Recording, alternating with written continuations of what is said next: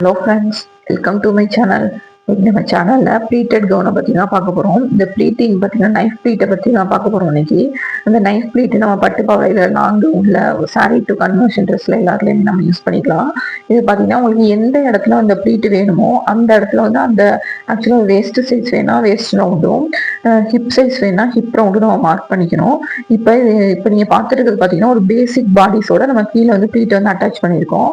எந்த இடத்துல உங்களுக்கு அந்த இடம் அந்த பேசிக் பாடிஸ் முடியுதோ, உங்களுக்கு எந்த இடத்துல ப்ளீட் வேணுமோ அந்த ரவுண்டு தான் நம்ம அதுக்கு வந்து மார்க் பண்ணிக்கிறோம். அப்போ தான் கரெக்டான மெஷர்மெண்ட் வந்து நம்ம ஃபாலோ பண்ண முடியும்.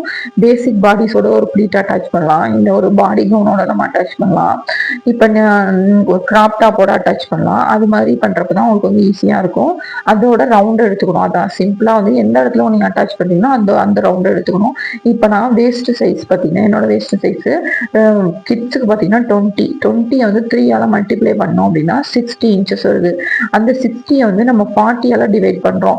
இப்போ ஆக்சுவலாக நமக்கு வந்துட்டு ப்ளவுஸ்லாம் சென்டிமீட்டர்லாம் இருக்கும். அது எப்படி மீட்டரில் நம்ம கிளாத்து கன்வெர்ட் பண்ணுறது அப்படின்னு பார்க்குறப்போ 40ஆல் டிவைட் 39.5 அப்படி மாதிரி வரும்.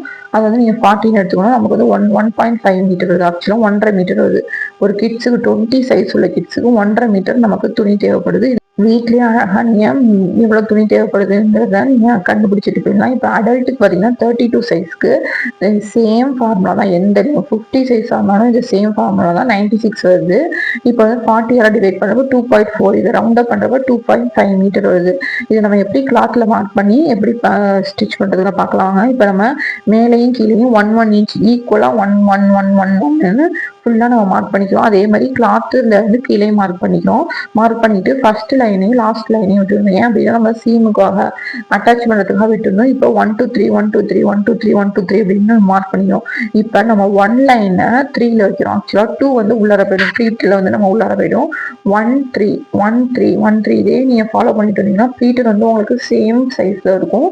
அழகாக இருக்கும் பார்க்கறதுக்கு. கீழே நீங்கள் வந்து ப்ளீட்டை வந்து கரெக்டாக வந்து மார்க் பண்ணிக்கணும். அப்போ தான் உங்களுக்கு ஈக்குவல் சைஸில் வரும். பாருங்க 1 3 1 3 1 3. இப்போ 1வது லைன்ல 3rd லைன்ல வந்து நம்ம வைக்கிறோம். 2 வந்து உள்ளார போயிடும்.